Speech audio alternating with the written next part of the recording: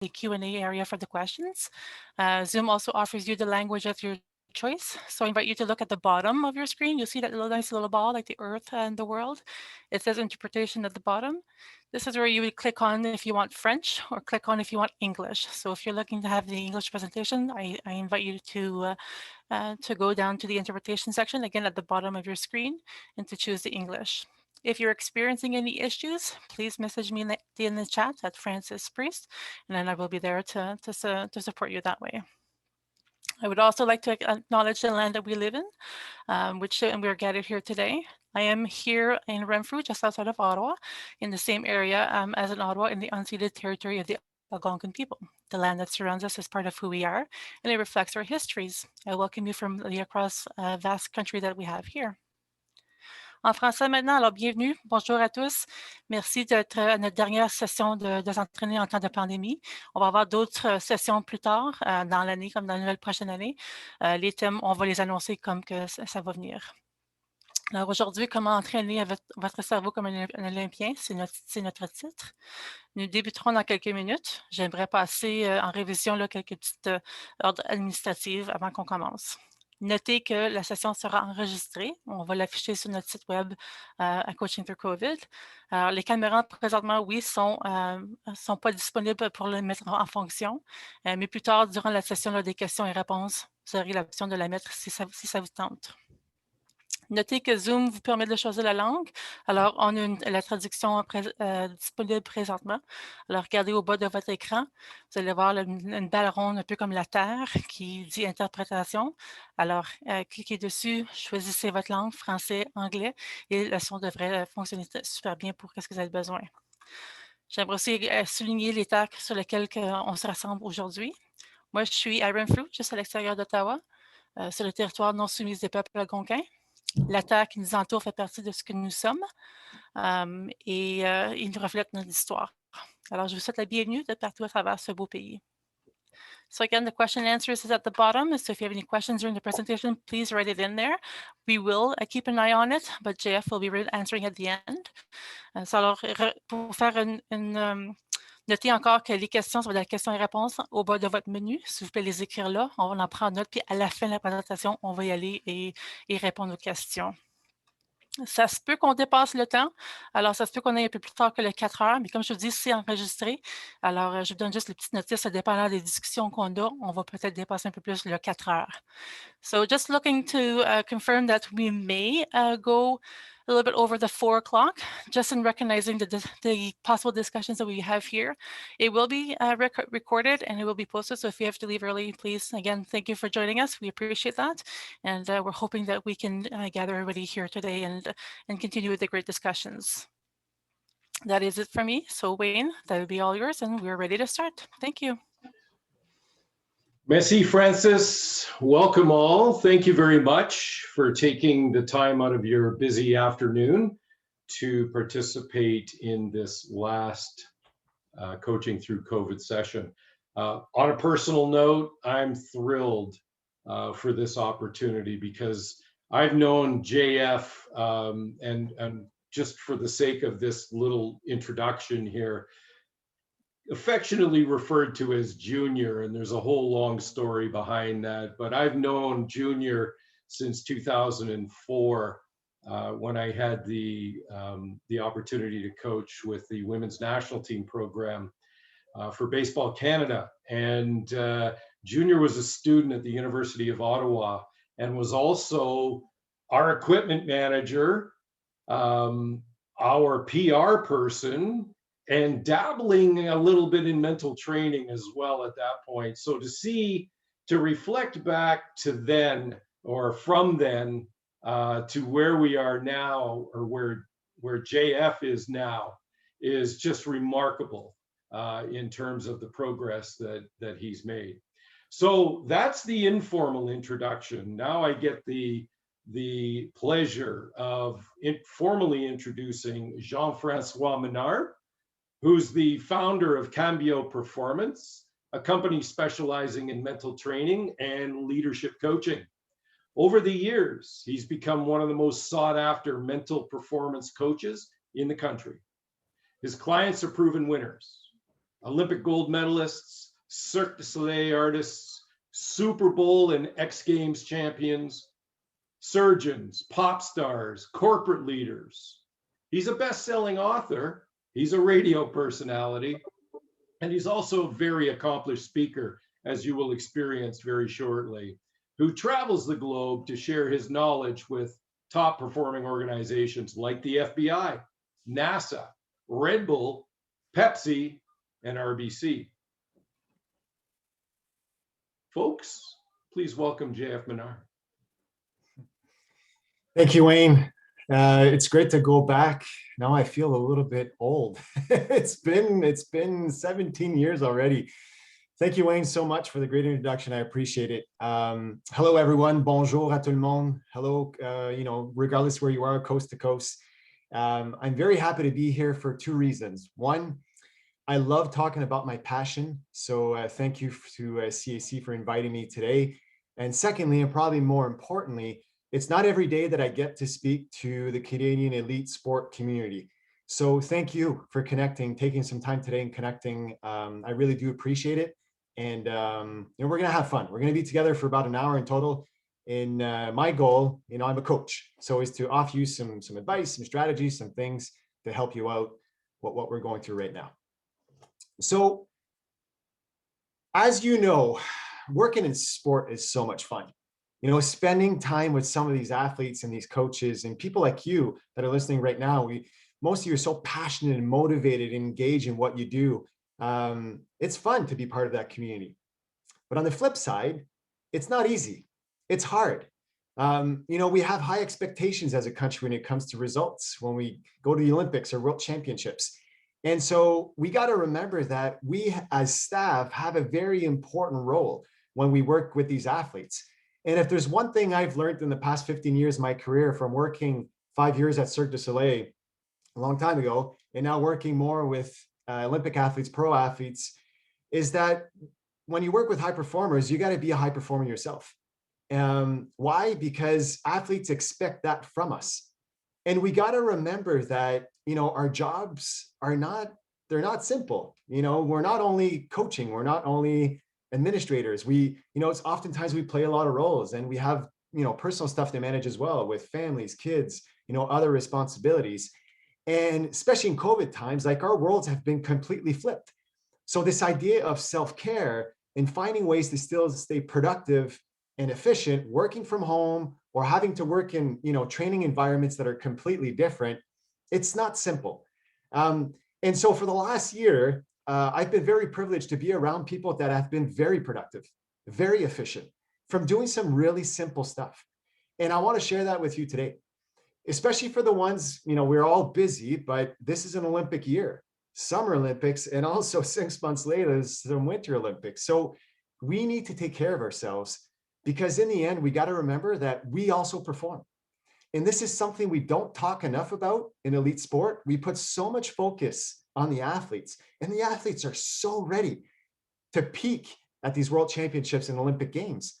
But how ready are we as staff to perform as well? Because when we talk about managing pressure, managing stress, being focused, being confident in our skill set, it's not only for athletes, it's for us as well, okay? And we gotta respect the fact that our brain is our motor to performance. As you know, athletes that perform well at the Olympic Games, it's because they're able to manage themselves. They're able to manage the pressure. They're all strong physically and they're all trained technically, but it's the ones who can really manage their brains the best that could either thrive, or the ones who don't manage their brains the best typically choke. They don't perform like they would want to. Well, I would say that it's the same for us as coaches, administrators, support staff. We got to make sure that we respect that and train our brains a little bit like the athletes do. So there's a concept that I've been working on a lot and I've been using that says having more sense in your life. Okay. So 5 things I want to share with you today as key reminders to build this foundation of making sure that you are taking care of yourself so you can tap into your full potential, so that you can access your knowledge, you can access your skill set. And elite athletes are great at doing this. Like, they're all talented and they're coached by great people like you. but they do these fundamental things to allow themselves to be in a mental and physical state to be able to train hard, to be able to be at their best. And I think as sports staff, we can learn from that and use these 5 things as well. Okay. So the first letter, S, is for sleep. Now, I'm not going to talk for 20 minutes about sleeping. You guys know, most of you that work, obviously we work in sports, so we know that sleeping is important. But there's a few things I want to highlight. Did you know that there's statistics that show that in Canada, more than 75% of our population is sleep deprived? It's a huge problem. And not only that, like in COVID times, like people sleep less. And you would think like we don't need to travel to go to work as much. For a lot of us, like we it'd be easier to manage our schedules. We actually sleep less. Okay. And something I've learned from working, especially when I worked at Cirque du Soleil, we had shows traveling around the world and dealing with jet lag, and recovery was huge. And what we got to remember is respecting our sleeping cycles.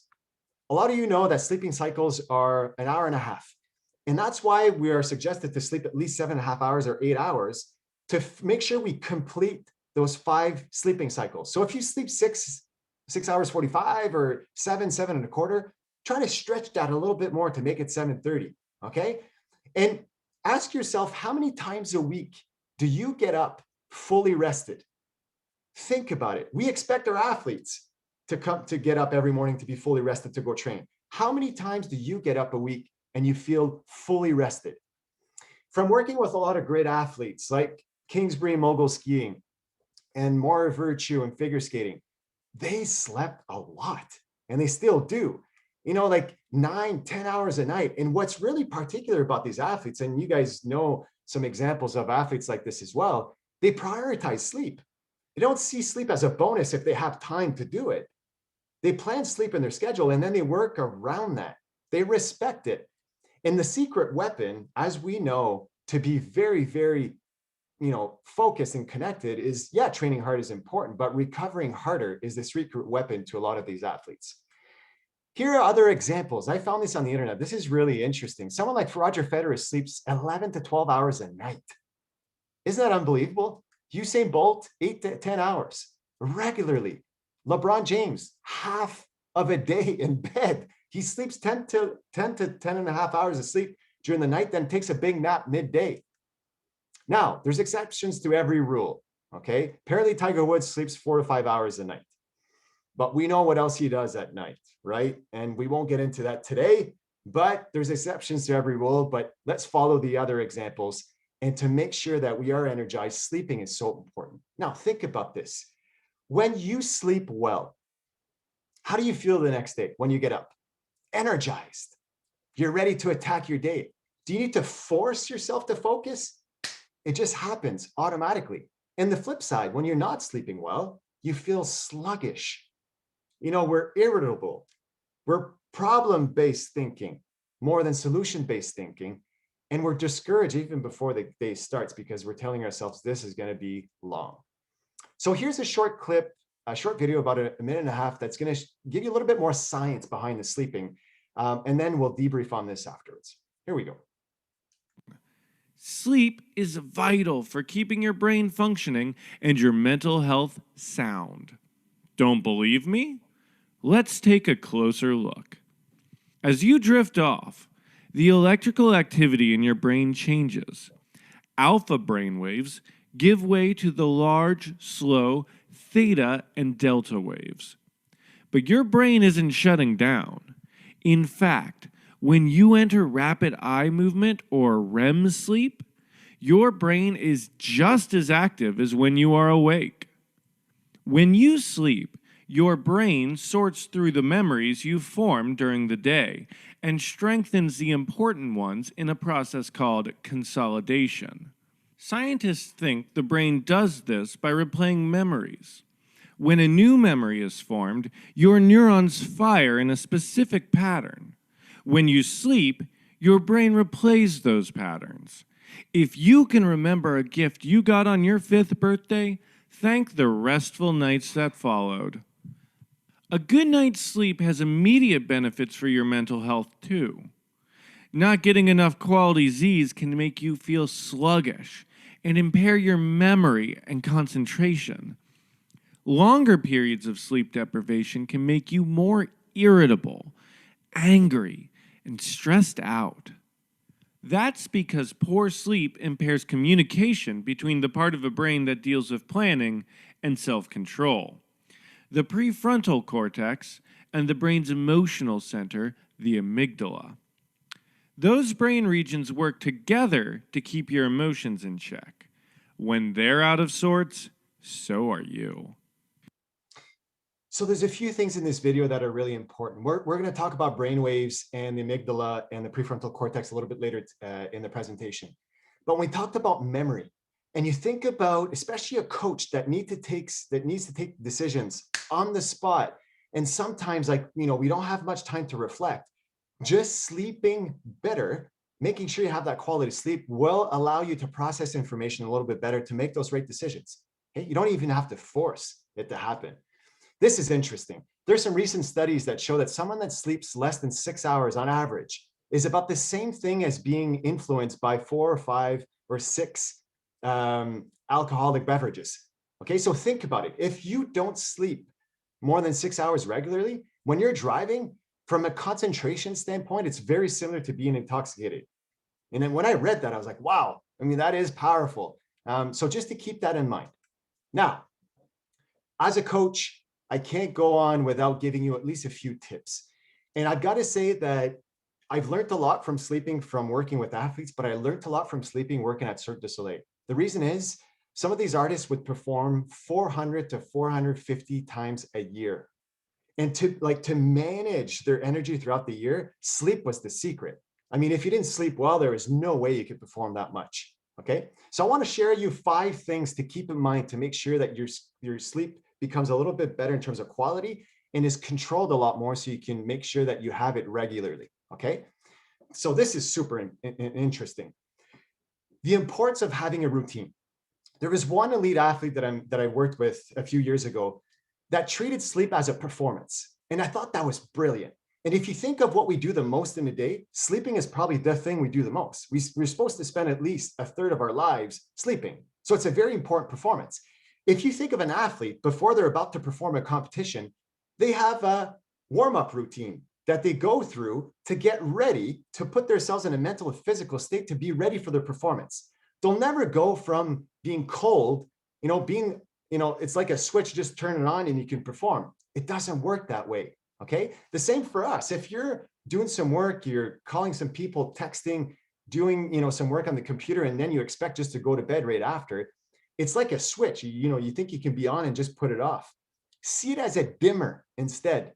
There needs to be a transition time to allow your brain and your body to slow down so that you just fall asleep naturally, okay? So let me give you an example of my personal routine. I'm going to make myself vulnerable here and tell you what I do every night. I've been doing this for about 12 years, okay? My routine lasts more or less 40 minutes. Every single night, I'm going to go upstairs, I go to the bathroom, I shower, and I do everything else I need to do in the bathroom, which will last about 15 minutes. Go to my bedroom, I put 2 pillows underneath my head to be raised up a little bit because I read for about 15, 20 minutes, depending on how tired I am.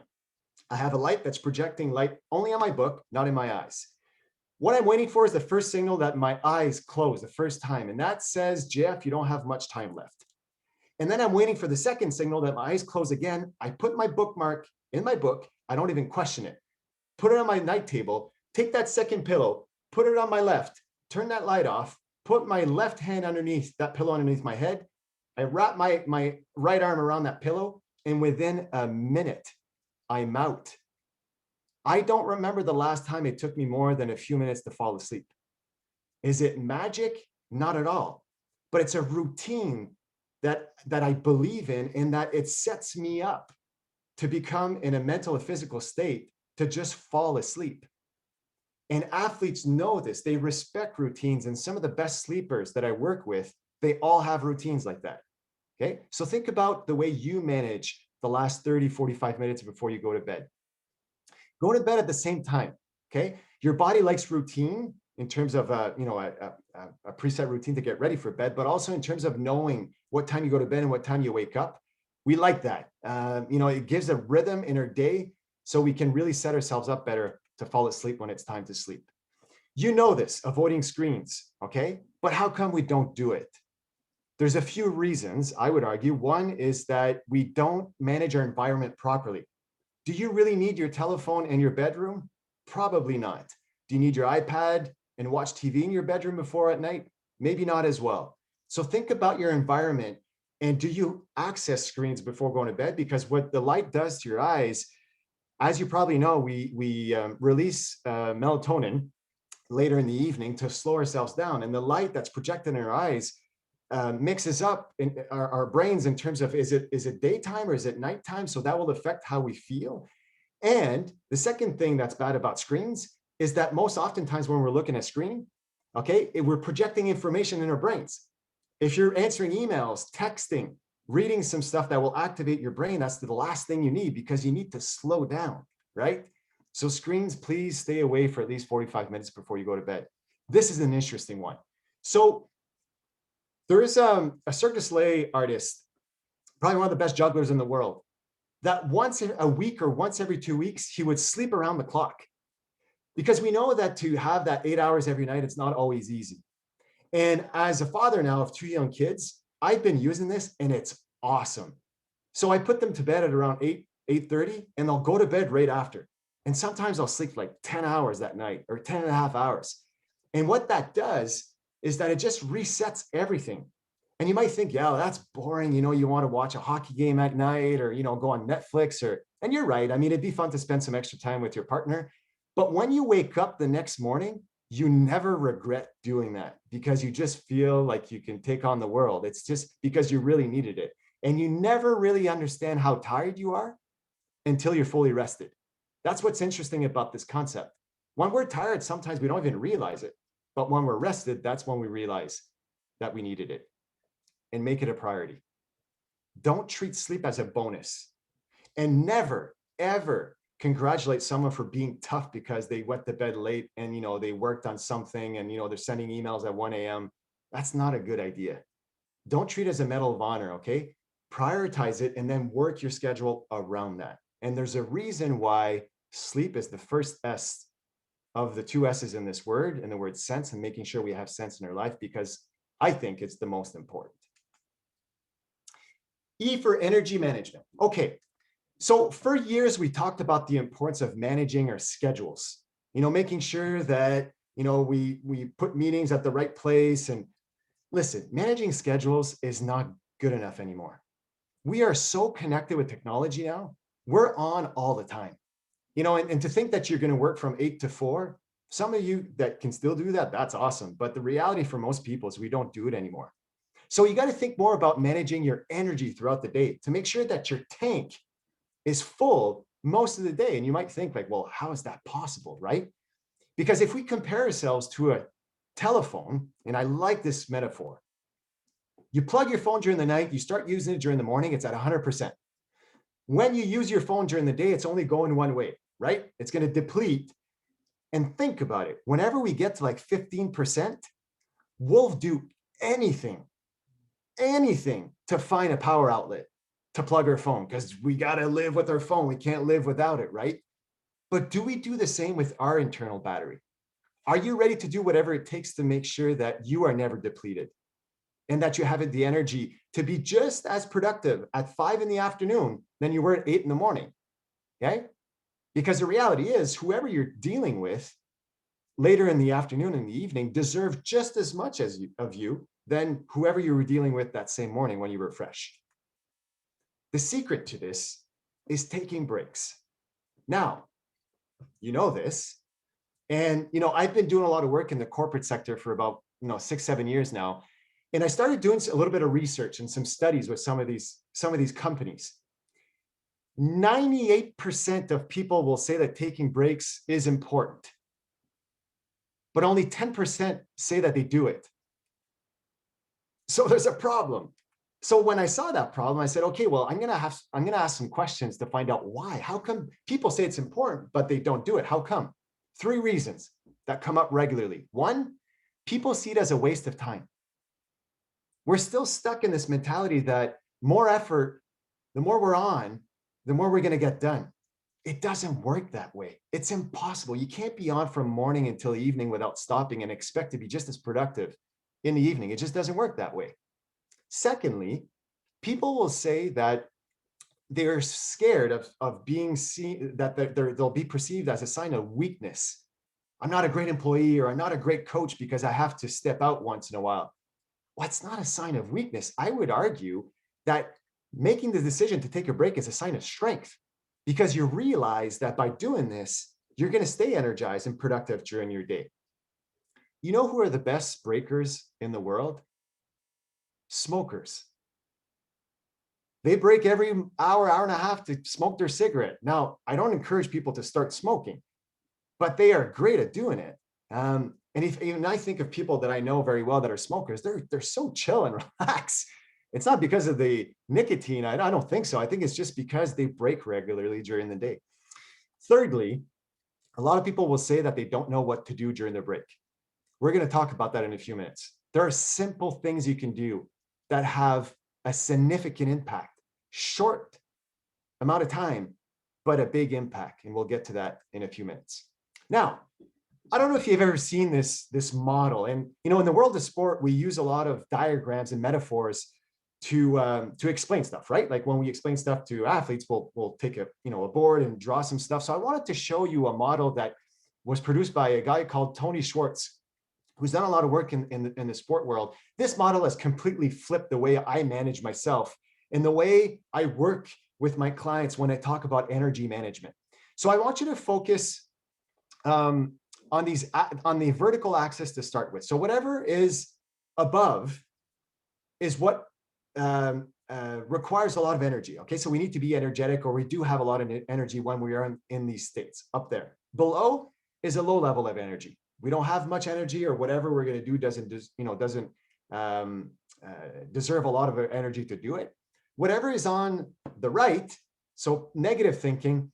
Think about, like, you know, you're a little bit more in a bad mood. You're not as patient. Things are not flowing in your mind as much. And on the positive thinking side, your solution-based thinking, things are rolling. You're locked in. Okay, we can find ourselves in one of the four quadrants here. Okay, one of the four areas in a day. So obviously, where we want to be is what we call the performance zone. Positive thinking, high energy. So upper left here. Now, what happens over time is we can't stay in this zone all day if we don't recover, if we don't take breaks. So gradually, we go towards the right over time. And if we don't break, at some point, we cross this axis and we get into what we call the stress zone. All of a sudden, we're not as productive. We don't think the same way. Being concentrated is not as easy as it was in the performance zone. And the more we push this and push it and stay in this zone, we can only go one way. It's down into what we call the burnout zone. Okay. And you know that feeling when you've been on for several hours, and you know, when you hit that wall and you need that extra coffee or some sweets to get going. Okay. You hit that wall and then you realize, wow, I need to break now. Like, I just can't take it anymore. Well, I would argue that you're too late. Okay. And there's another area that we can find ourselves, is what we call the rest and recovery area. So instead of drifting right, you go down. Now, how much time do you think we can stay in this optimal concentration state in ideal conditions? We just slept well, we're energized, we're feeling great. How long can we stay here before we hit that point, which we call the point of diminishing returns, where it's subtle? We start going down. Some people will say 30 minutes. Some people will say 2 hours. Some people will say a few hours. When I work with clients such as surgeons or lawyers, you know, lawyers, they charge per hour, right? So they'll say, oh, 6-7 hours for sure. I can go on and on and on. That's not the case. We're talking about more or less an hour. Now, that's the performance zone. That's the ideal amount of time. How come we don't break after an hour and a quarter? It's very simple. It's because the change is subtle. So at an hour and a half, 2 hours, instead of being 100% on, we're maybe at 85, 90, 85. At 2.5 hours, it goes down to maybe 70. After 3 or 4 hours, then it goes down to maybe 50, 60 or 50. And then at some point, that's where it drops and it hits you right in the face when you get into that burnout zone. But what's great about knowing this is that we can become proactive about taking breaks instead of being reactive. So because you know that you can go on, and everyone's a little bit different. Personally, I'm about a 55-minute type of guy. Some people, it's about an hour and a quarter. It depends, depending on your personality and what you do. But instead of crossing here and having to experience this and then feeling burnt out, and then you have to rest and recover for a long period of time because you're so depleted, after an hour and a quarter, instead of going right, you want to go down. 5, 7 minutes, 10 minutes, 15, 30, whatever time you have, and do something that is different from your working space. Get up, go take a walk, grab a snack, okay, call a friend, put some music on, start dancing, do something that is different, because when you do that and then you come back to your working space, you don't come back the same. So for example, I live in a residential area here, and after a coaching of an hour and a quarter, or even after this this keynote, I have something important coming up later at 4:30, 5 o'clock. As soon as we're done, I'm out the door. I'm going to go probably play street hockey with my little guy for about 10 minutes, take a walk, and then come back to be fresh for whatever's coming up afterwards. I'm respecting that because I had a long day. I had another keynote this morning and 4 coachings, and I know that I need to have energy makers throughout my day to make sure that I come back into my performance zone. So here's an example. You might think, okay, well, that's in theory, that makes sense. But I wanted to share you an example of how I manage personally my days, because I would argue, and I'll make myself very transparent. I struggled back in March and April of last year. Even for someone who earns a living coaching this stuff, I had a hard time. It took me about a month and a half to really adapt. But I've got to say that since then, from using, my wife has been great. She's helped me a lot. And I have a lot of great mentors around me, and just being around these great athletes and all these great mentors that I've had, I've adjusted. And what I do is I plan my day with breaks. I always have at least 20 to 30 minutes between every session I have. Why? Because I need to, catch up on emails, or, catch up on text messages. I want to make sure to take a moment to take care of myself so I can come back fresh. If I had a day like this, where it's jam-packed, meeting to coaching session to keynote, just looking at this, I feel like I'm suffocating. Like I would not be comfortable to attack a workday like this. So if you do have flexibility in organizing how you go about your day, I highly recommend you think about putting breaks in between your sessions so that you can recover from what you just did and re-energize for what's coming up. Think about what we do with kids at school, at elementary school. They're sitting on a bench listening to a teacher for an hour and a half. And then we send them outside for recess. Go play, go run. They produce endorphins. They activate their brains so that when they come back in class, they're connected and they're ready to go again for an hour and a half. Okay? There are so many great lessons we can learn from kids and how we treat kids, because we were them at some point. And as adults, it's not any different. To make sure that you have a little bit more of a stable amount of energy throughout the day. So a few reminders. 1, take a break before you break. Because if you don't, you're too late. Okay, don't wait until you're completely depleted to take a break. Be proactive about it, not reactive. Okay, for yourself, for your staff, talk about this with the athletes, with your families. It's important for everyone to see your day as a series of sprints. Okay, got to do this, perfect, rest and recover. Got to do this, rest and recover. Got to do this. So much easier to attack your day like that than to see it as a marathon and, be discouraged even before your day starts, especially if you have a lot going on. Plan your day and pace yourself.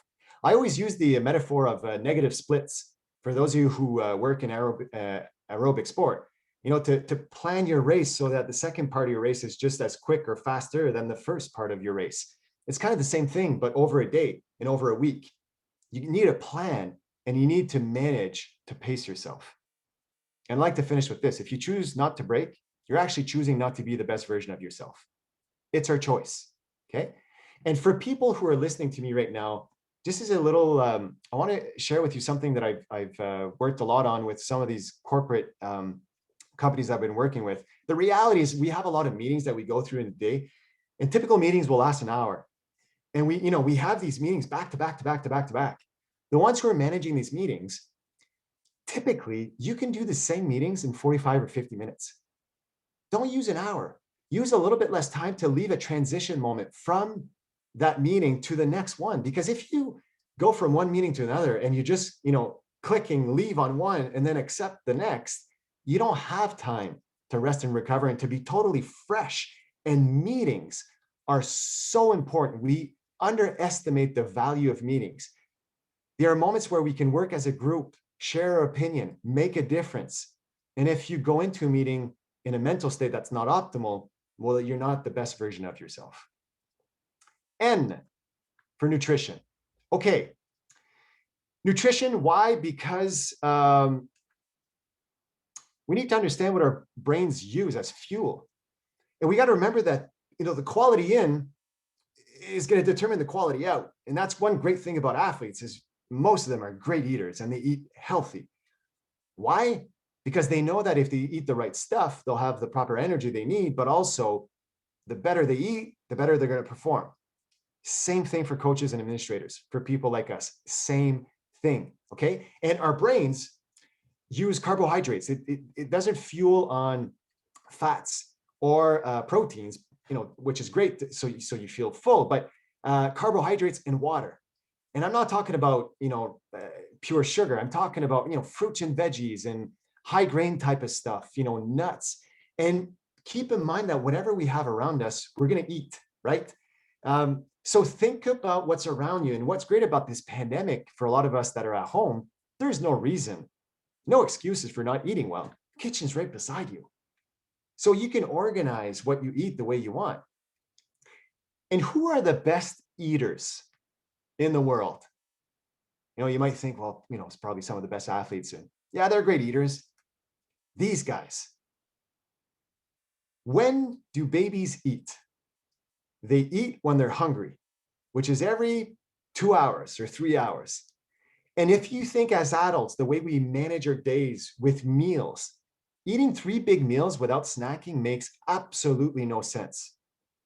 To deprive yourself, not eat for 4 or 5 hours, you show up at a meal, and typically there are 2 things that happen. One, we eat what we see. So sometimes it's not the right choices. And 2, we eat too much because we're so hungry. And it's no surprise that we have a problem with obesity in our country. I think one of the explanations for that is that from an energy standpoint, to manage that well, snacking is the secret. And you guys know it. I mean, athletes are the best at doing this. You look in their bags, they always have something. They're snacking on something every few hours. Why? Because they need to be just as good in their second or third training in that day than they were during the morning. They need to have the proper fuel. Think about the fuel you put in your car. You would never put some fuel that's dirty and full of chemicals that's not good for the motor. You want that good, clean fuel to make sure that the motor is working well. It's the same thing for us. And never forget the importance of hydration. Did you know that the simple fact of being properly hydrated has an impact on our focusing skills? Being optimally hydrated allows you to focus well. There are 4 stages of dehydration, and as soon as we fall into these stages, it can go down 50%, 20%, 25%. And if you're really, really dehydrated, it's so difficult to be locked in. So always carry water with you. And again, I know that I'm speaking to people in sport here, so most of you are good at doing this. And we see it. Athletes always have water with them. But sometimes we forget that actually drinking a lot is actually great for our brain in terms of functioning optimally. And what's great about water is if you drink too much, well, we know what happens. We'll just go to the bathroom a little bit more, which is not a bad thing, which will give you some extra breaks in your day. Okay. So never underestimate the way you fuel yourself and the impact you can have. As for stress management, okay, 2 things I want to talk about. One, nobody reacts the same way to curveballs or things that happen that we didn't expect. Think about it. When you're at the airport and your flight is delayed, does everyone react the same way to that flight delay? Nope. Some will freak out because they think of the worst consequences, and some will just take a break, go to the bar and have a beer and relax, right? So everyone responds differently. And we got to remember that our internal dialogue, the words we choose, the way we decide to see a situation has a huge impact on our behaviors. Let me give you an example. If you go back in your high school years and you think of that one class that you hated, what was it? What topic was it? Chemistry. I couldn't stand chemistry. It might have been math class for you, or English class, or French class. Think about what was going through your mind just before you entered that class at 8 in the morning. You had that class from 8 to 9. You're saying, this is going to be long. I don't want to be there. I don't like this professor. I hate this class. It hasn't happened yet, and you're already telling yourself how it's going to go. When you walk in, if you can decide where you sit in the back. Is it easy to concentrate? Not at all. You're looking at the clock, 8 o'clock, 8:02, 8:04, 8:06, and it just drags on and on and on. And what typically happens is we don't learn that much, we don't have fun, and the results in those classes are typically not very good. On the flip side, think of the classes you loved. Math class, whatever class that was for you, what was going through your mind just before you entered? Completely different. This is going to fly. Can't wait to see what we're going to do. I love this. I'm going to learn a ton. You sit in the front. Do you need to force yourself to focus? Not at all. You're setting yourself up and you're connected. You're locked in. Okay? You never look at the clock. You learn a lot more. You have fun. And typically the results are a lot better. The point of my story is that the class itself, the environment, the situation, isn't that all important. The way you're setting yourself up for that situation determines way more. And you might think, yeah, but Jeff, if you changed your mindset about chemistry, it wouldn't have become your best class and you wouldn't have aced the exams. And you're right. But if I did come into class, instead of telling myself this is going to be long, I just don't say anything. And I sit in the front instead of the back. And I don't look at the clock, I look at the teacher. And I force myself to ask at least one question, which I need to listen a little bit more. The experience is going to be different. Instead of finishing with a 70 average, I might finish with a 78. And my overall score, if I do this with every class, you know the answer to that. It's the same for us when we go into a competition, when we go into a meeting, when we go into a conversation with a colleague, okay, an athlete, one of our coaches, okay, our boss. We program ourselves a lot. And never ever forget that our brains believe what it hears. I'm going to repeat this. Our brains believe what it hears, not necessarily what's true. Okay? So pay attention to the words you're using and the way you construct your reality when you're going into a situation, because it can have a huge impact on the stress you're going to live. Okay? As an example, I've been working with Laurent Duvernay-Tardif, the football player, for a few years now. Fantastic human being, unbelievable guy.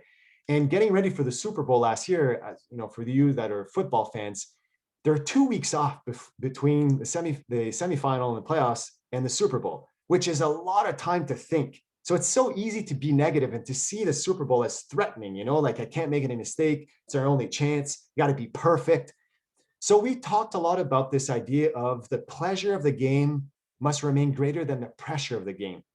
And every single day we talked about things such as how it was an honor and a privilege to be in that situation. And to see the Super Bowl as a celebration of this great season you guys had. And to see it as like, there's a lot of people that would be in my shoes right now, like to actually take advantage of this moment and just enjoy yourself. And because you construct that reality, you got to talk about it. You got to make it something real. And Laurent was awesome during those 2 weeks. Went into the Super Bowl fresh, happy, excited to play. And the second thing we talked a lot about was focusing on the little wins, focusing on the positives in the game. Because as you know, in the Super Bowl, it's always a little bit, scrappy. Like it's never really a great game. There's a lot of mistakes. And Laurent, that game, actually caused 2 offsides and got injured in the second quarter as well. So it would have been easy to focus on those negatives and think about like, oh no, I'm going to cost a Super Bowl to my team and yada, yada, yada.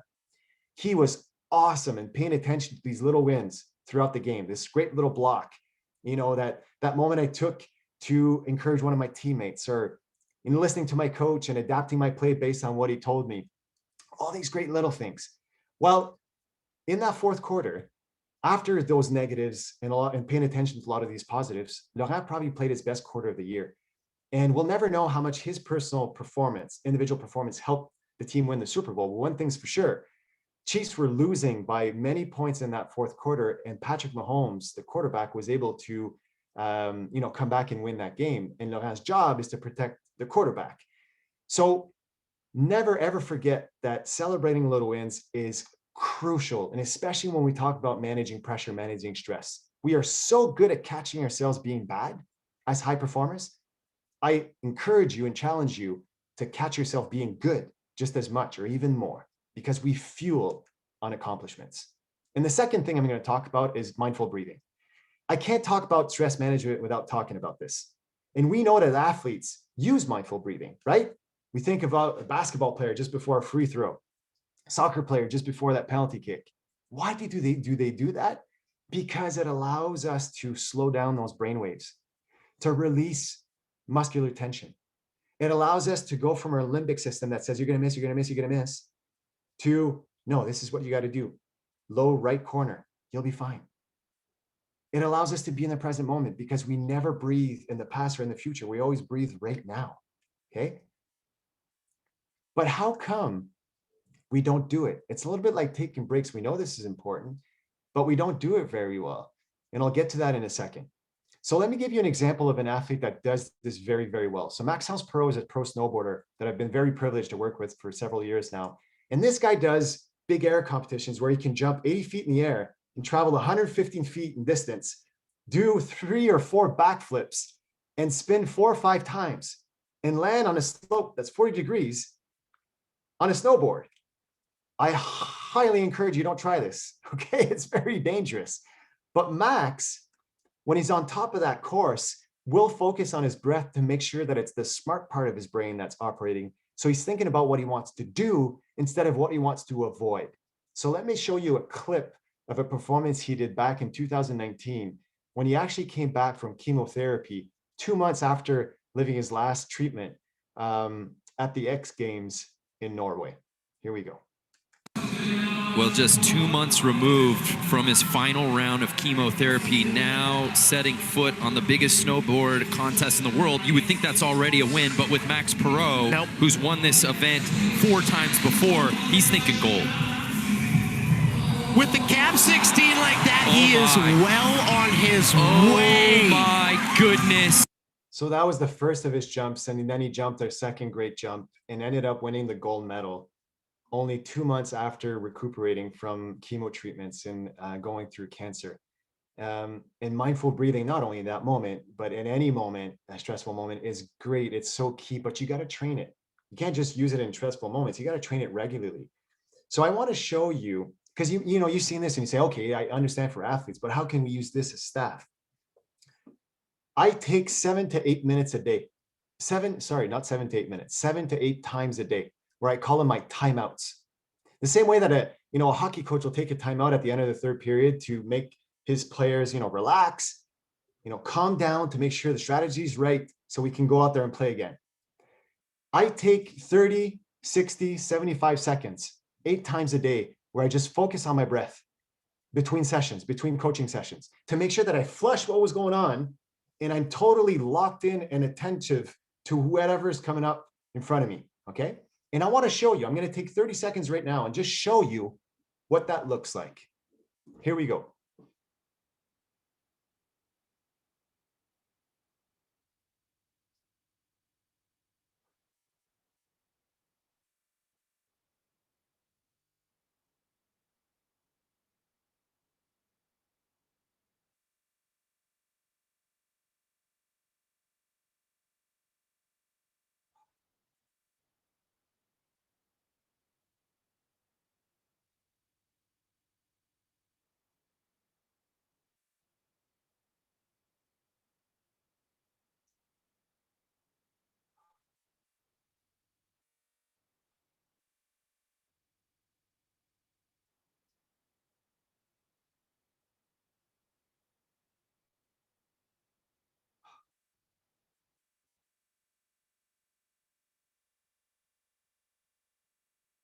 As simple as that. I feel going through different brainwaves in my brain, slowing it down. And I love doing this because obviously it feels great. But another thing that's quite interesting is you guys are so uncomfortable looking at me breathing. And I think it's great because it's a great way to send you the message that it's simple. You don't need to focus on your breath for 5, 15, 20 minutes. You know, and I think that's one of the reasons we don't use it is we think we need to meditate for several minutes. If you can, that's great, but you don't need to. Just taking a minute or two once a day, focus on your breath like this. You will see that after 3 or 4 weeks of doing this on a daily basis, you will not react the same to anxiety and stress.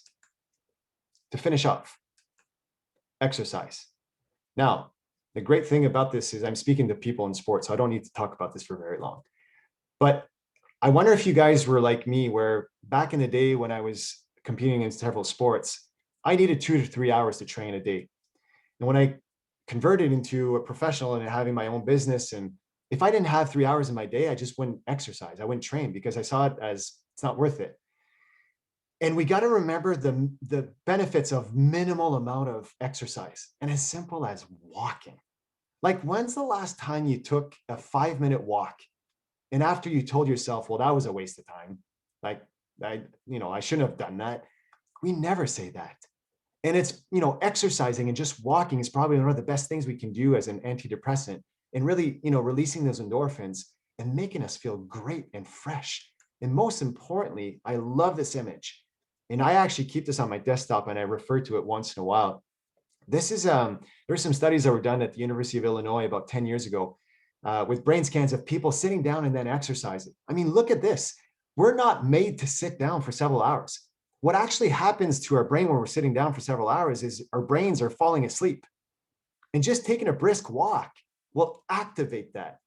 And it specifically activate the smart part of your brain.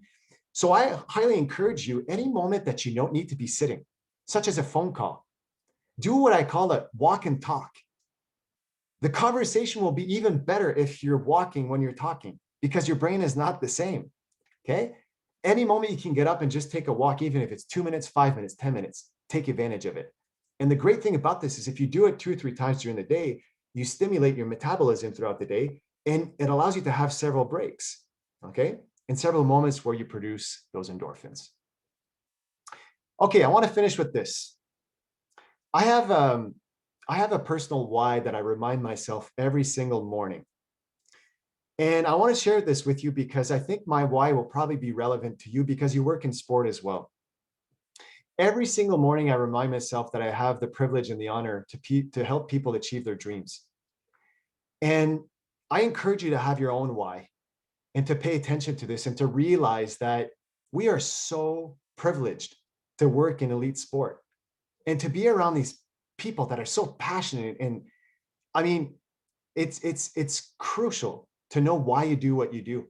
And, some mornings I get up and I'm tired. I don't feel like doing my whole day, but I tell myself this, and it's always that kick in the rear end that I need to get going.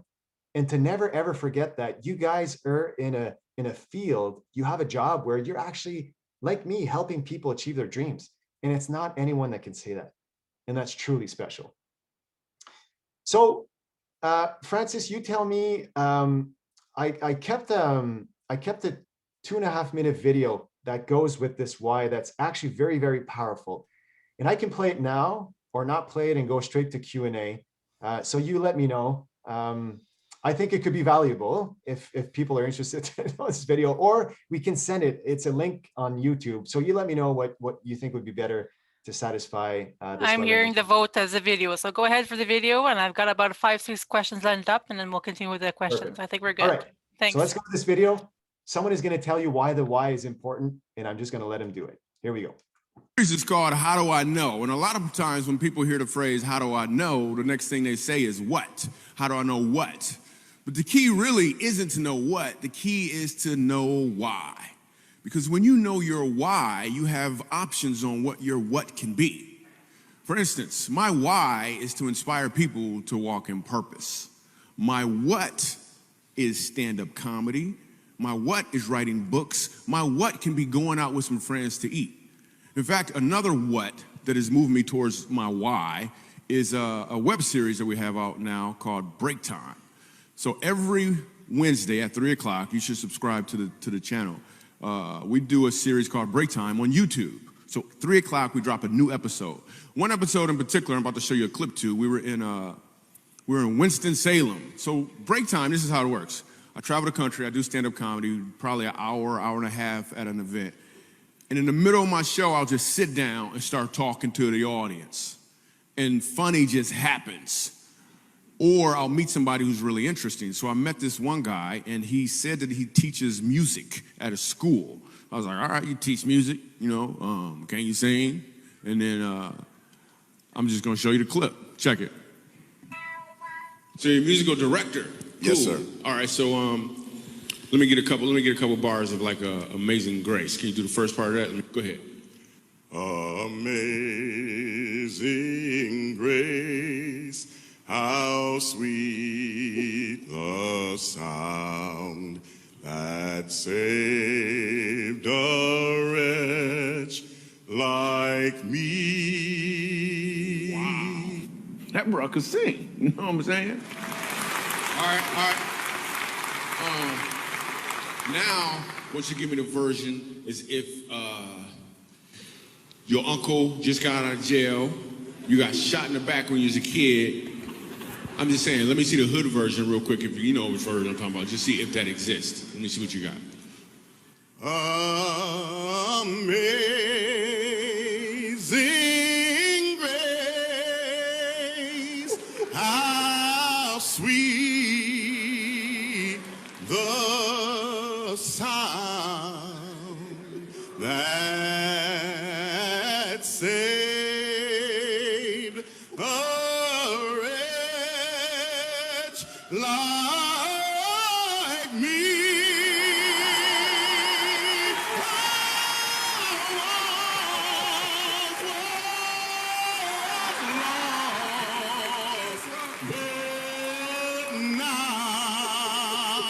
Right now I'm found, was blind, but now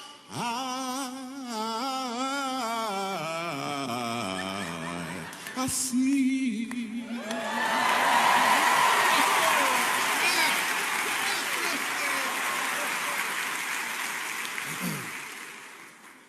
So here's the thing. The first time I asked him to sing, he knew what he was doing. The second time I asked him to sing, he knew why he was doing it. When you know your why, your what has more impact because you're walking in or towards your purpose. Okay, so here's the thing. Was that first version of Amazing Grace any good? It was really good. But that second version was off the charts. And the only difference between the two was the meaning of it, his why. There was reasoning behind it. And think about it. You come up with your own why and you remind yourself of that. You don't show up the same in meetings. You don't show up the same in coaching. You don't show up the same at the office. Okay? Now, I'm going to finish with this. The best way to serve others is by serving ourselves first. And yes, I will say you need to be selfish. And, you know, people maybe are listening to this right now and say, did he just say that?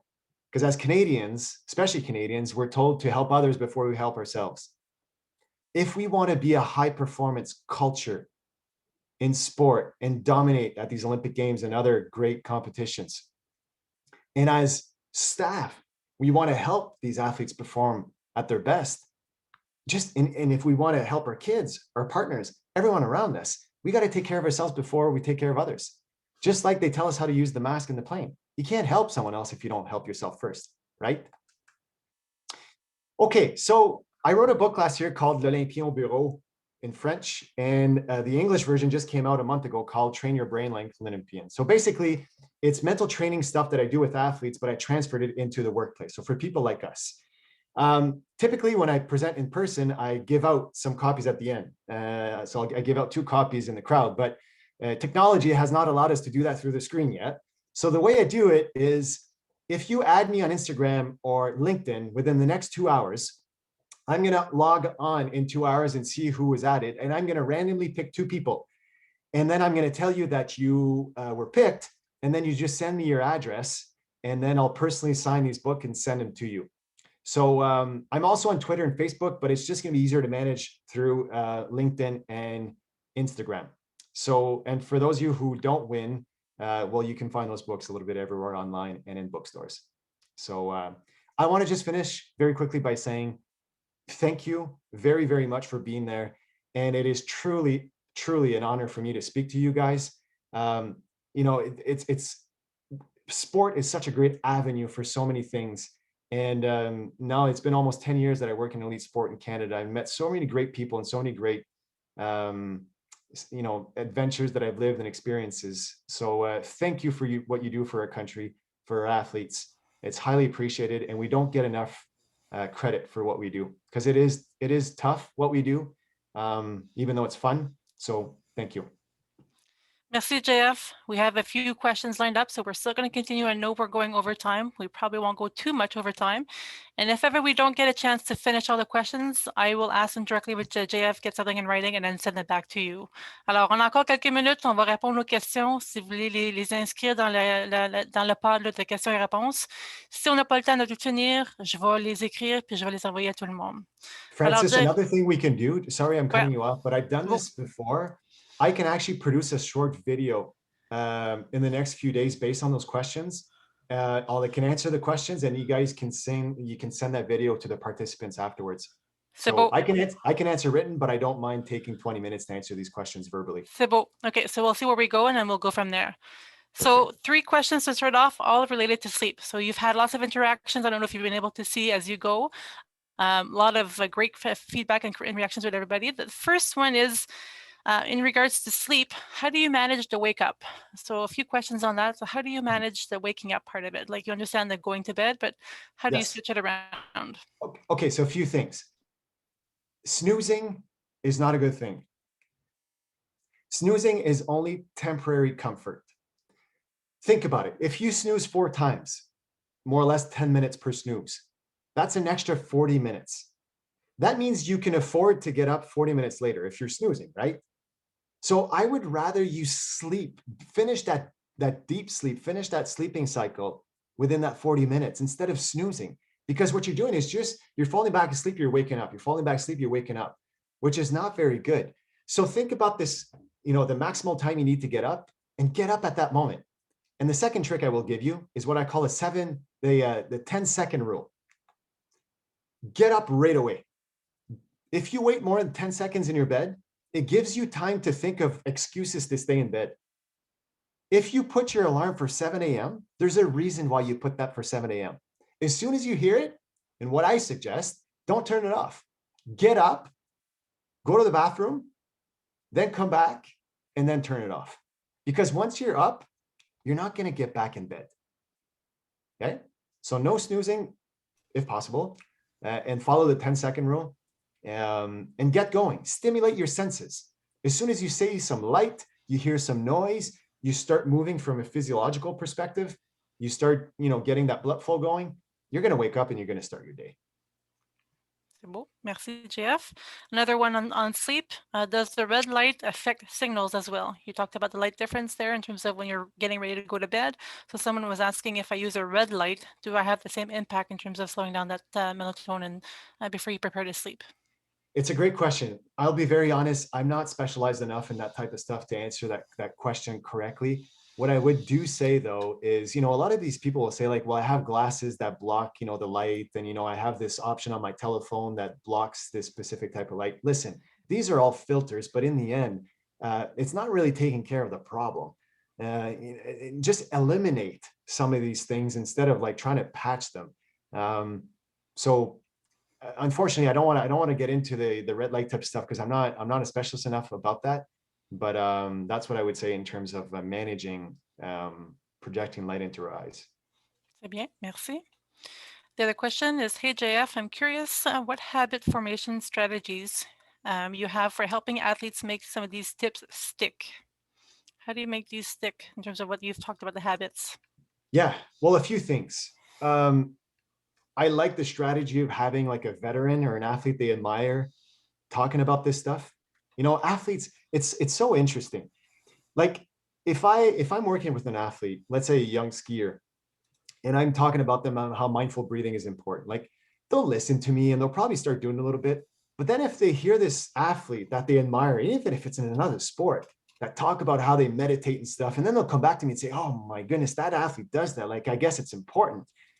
So sometimes, especially the young athletes, they will do whatever they hear from these athletes they admire. So that's a way of doing it. Another way is let them come up with their own strategies.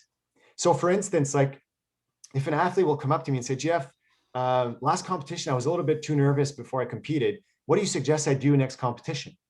Well, instead of telling them, and that's something as coaches, we got to remember, we are so quick at giving advice, but never forget that the best way for someone to use something is when it comes from you, because we feel smart. We have control over, the skill that we're going to do. So I'll ask them, well, what do you think you should do to control those nerves? And about 9 times out of 10, whatever they say is very similar to what I would have said, but because it comes from them, well, they're more prone of using it. And then what I do is I just kind of polish it. I just put it in context, make it a little bit, perfect it a little bit so it becomes useful. So yeah. So for that question, I mean, there are other things I could say, but I would keep it to that. C'est bon. Another question. I'll say it in French and then I'll translate it in English. À propos des blocs de travail d'environ 60 minutes, que penses-tu des longues séances d'entraînement pour les athlètes? Comme un exemple, plus de 2 heures. So looking in terms of when we're setting up athletes to have longer training sessions, so 2 hours plus, like what do you think about these setups for the workouts? Great question. So it depends on the type of training they're doing. Like for instance, there are sports where you're not training for 2 hours. Like the training session is 2 hours, but you might be on at different moments. But if you're in a sport where, you're on all the time, you're really like physically active for 2 hours, I would encourage to think about breaking this down. So if you have like a 2 or 2.5 hour session, even like a 5-minute break midway. And sometimes, like I said a while ago, we think, oh, it's not worth it. It's not that much. It's not true. It really isn't. It just gives you a breather and allows you to reconnect and refocus. I mean, I have so much fun working with hockey players. I'm a former hockey player myself. And the great thing about hockey, and there's other sports that are similar to this, you have 2 intermissions between periods where you can go back in the room. You have 20 minutes to really, recover and get ready for what's coming up. And, you're on the bench for 2 or 3 or 5 minutes between shifts. And I always said that, I don't think it's on the ice that's what's the most important for a hockey player. I think it's what happens on the bench and in the dressing room that is more important. It's such a reactive game, but if you manage your brain properly when you're on the bench, you're going to come on the ice very fresh. So I kind of took it a little bit further, but all that to say that, yes, I encourage coaches to think about this and to stay away from these long sessions. And you guys know it better than I do. If you think of their productivity, when you get into that hour 45, 2 hours, oftentimes that's where injuries show up. That's where we start creating bad habits because we're tired and we're not as focused.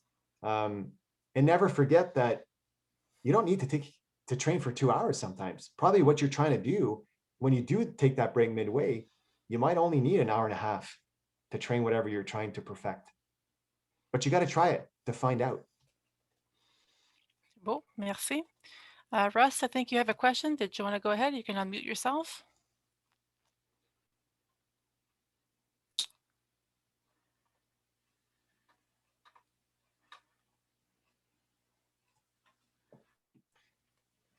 We've been on for an hour and 5, so he's gone to take a break. Possible. He's had to stand up for a while. So I'll move on to the next question. And then Russ, if you want to indicate that you want to come back, then we can always do that. Which coach influenced you and how? That would be another question that we have. Oh my goodness. I need an hour to talk about this. You've got 30 seconds. Listen, I'm going to mention different types of people. There's a coach called Andre Lachance, who probably a lot of you guys know. He's been involved in baseball for a long time. He was one of my teachers at university who taught me some coaching courses, and he's been a mentor for me. When Wayne talked about being on that baseball team, he's the one that brought me in. I had no experience. He just saw some, I had some passion in my eyes, and he brought me on, and we've been best friends and in collaborators, and now he's doing some work for my company. He's a fabulous guy that has influenced me. If you don't know Andre, find a way to speak to him. He's special. And in so many ways, one thing he taught me was not to be scared to be different and not to follow the grain. I mean, in high performance sport, if you want to be the best, well, there's only one that can be the best. And if you are and think and, you know, talk like everyone else, you're going to end up like everyone else. And yeah, so he's the one that really taught me the importance of going for it and making mistakes, and that's fine. You know, just go for it. And don't be afraid to be different. So that's one thing. I have a great partner. I mean, my wife is unbelievable. She's a social worker by trade and just a wonderful mother. So she helps me a lot. So, you know, Andre being in sport, my wife being in my personal life, and I have some great friends. I have 2 or 3 other guys that I play golf a lot with and play hockey and spend some time with that are successful in their own businesses. One's a lawyer, another one owns a plumbing company. And it's a different field, but what we're going through as high performers is very similar. So yeah, I surround myself with great people, and I'm a believer that if you look at the 5 people you spend the most time with in your life, you kind of become like them, because human beings are social beings. So be careful who you hang around with, because it can have a big impact, as much on a positive side than on the negative side. So. Okay. And then I guess the last question, because I'm seeing in terms of wrapping up very soon, the examples you mentioned were a lot of the adults. So do you recommend these strategies for junior athletes and for lower levels athletes as well? I'm not sure I understand in terms of what do you mean by examples? So like, no, so the question was, does this apply to coaching juniors or coaching athletes that are not adults, so children, teens, and others? you mean in terms of having Because the sense? examples that you showed up in it, yes. Well, yeah, I mean, it's applicable to everyone. I'm asking the question. So Yeah. No, but I mean, obviously the way you go about explaining how to manage stress or manage your energy, you know, the language you might use is going to be different if you're speaking to a child versus an adult. But I mean, these principles are, I mean, they're just as important for kids than for adults. And if you think about these 5 things, young kids are awesome at doing this. Like I, you know, as a father now that has kids that are 6 and 8, you know, they're great sleepers. I mean, they don't know any different about what stress really is in their life. They sleep a lot, and it's great to see that. In terms of energy management, I mean, they you know, they have so much energy, and you know, and we you know, created kind of like a downtime for them mid-afternoon, so they can either take a snooze or just relax in their room, so they can recover from their first part of the day and re-energize for what's coming up. Nutrition, I mean, you know, I feed my kids from, you know, the same way that Olympic athletes feed themselves. And my kids don't know this, but they'll just eat whatever I give them, right? Stress management, I mean, I've been teaching mindful breathing to my kids since they've been babies.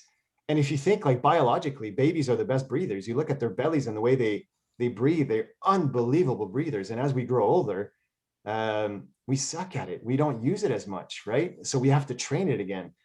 And in terms of exercise, well, you know, you don't need to convince kids when they have habits of moving around and playing sports. I mean, they love it. So yes, of course, that's important for everyone. thank you for reinforcing the point. That was the part of the question. So a lot of great feedback, a lot of great communication. And so again, thank you very much for joining all these great tips in habit forming. And I see it seems like lots of people will be putting it in place. And then you've also heard about the JF's book there. And as he mentioned, go on his Instagram and LinkedIn and get connected. So again, thank you very much, Jeff. It's been an honor. Thank you, everybody, for joining us. Merci. Et puis, the next session will be April 22nd, and we'll continue advertising for the next ones. Alors, merci beaucoup, Jeff. Thank you, guys. All the best.